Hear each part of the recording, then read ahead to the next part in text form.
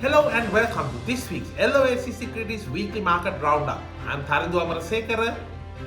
And I am Nigara Vijayvarna, and this is the sound of profitability.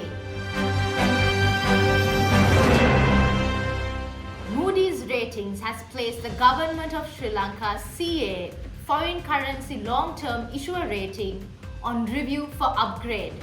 Previously, the outlook was stable. This move follows the government announcing an exchange offer to ISB holders.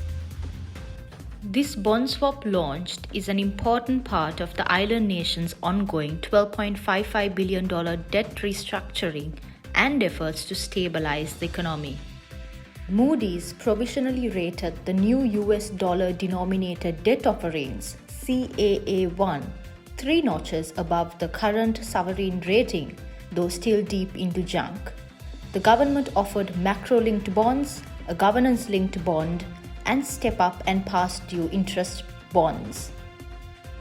The CBSL set a new single policy rate of 8% last week, easing the monetary settings below previous benchmarks. This was in an effort to shore up the island nation's fragile recovery from a deep economic crisis. The new rate is 75 basis points below the midpoint of the last announcement, where a corridor was bound by the central bank's standing facilities. The CBSL has operated a broadly deflationary policy at market rates that generated a balance of payments surplus. Sri Lanka is expected to grow at 4.5 to 5% in 2024, while in 2025 it is expected to witness an expansion of well above 3%, according to the Governor of the Central Bank, Dr. Nandalal Veerasinghe. Sri Lanka is recovering from a currency crisis and default, but since 2022, the central bank has provided monetary stability, appreciated the currency, and helped bring down prices with deflationary policy. Since September 2022, when deflationary policy showed up in the BOP, the consumer price index has barely moved and has fallen in the last 12 months, indicating a deflation. The deflation has allowed cost of living to fall and cost of production to fall, according to the governor. However, he noted that it was still too early to make firm projections for 2025. According to the data from the central bank, Sri Lanka added a total of 7,958 new credit cards in September of this year, as the banks together with major FMCG brands have been promoting it while the interest rates have been falling.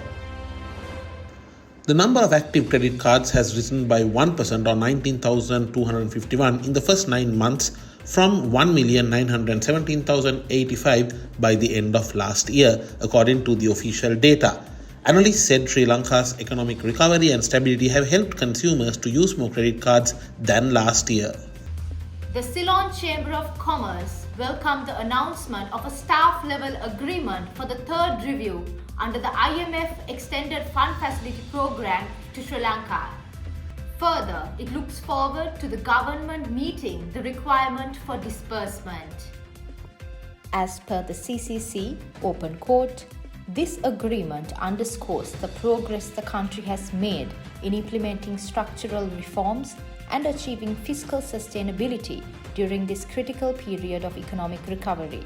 While acknowledging the progress made, it is important to continue the reform momentum and build on the progress made while unlocking key constraints that bind long-term sustainable growth. Close quote. Further, it added, open quote, the Chamber looks forward to the government meeting the requirement for disbursement by the board of the IMF, close quote. And now it's time for the corporate highlight of the week.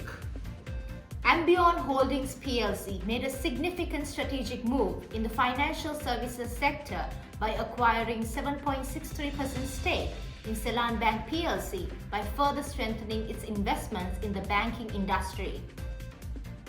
Ambeon stated both investments underscore its strategic focus on strengthening its presence in the financial services sector, reinforcing its reputation as a key player in Sri Lanka's economic landscape. The Ambeon Group chairman Sujiva Mudalike highlighted that the company's expanding portfolio is a clear reflection of its ongoing commitment to broadening its investments in high potential sectors. And now it's time for for the ESG update of the week. The Conference of Parties 29th Summit, which is the main UN climate summit, ended on the 24th of November in Baku, Azerbaijan. There was an overall deal that was reached where the developed nations and other sources will provide up to $300 billion of financing per year to the developing nations, but this has been branded as a betrayal, and main developing nations have voiced their serious concerns and disappointments about this. The key question at COP29 was how much the wealthy countries most responsible for the climate crisis or poor countries facing the worst impacts. The answer was $300 billion a year by 2035. Rich countries said it was the best they could do, while the poorer countries called it abysmal, falling far below the $1.3 trillion the economists said are needed to cope with a crisis that they have not caused.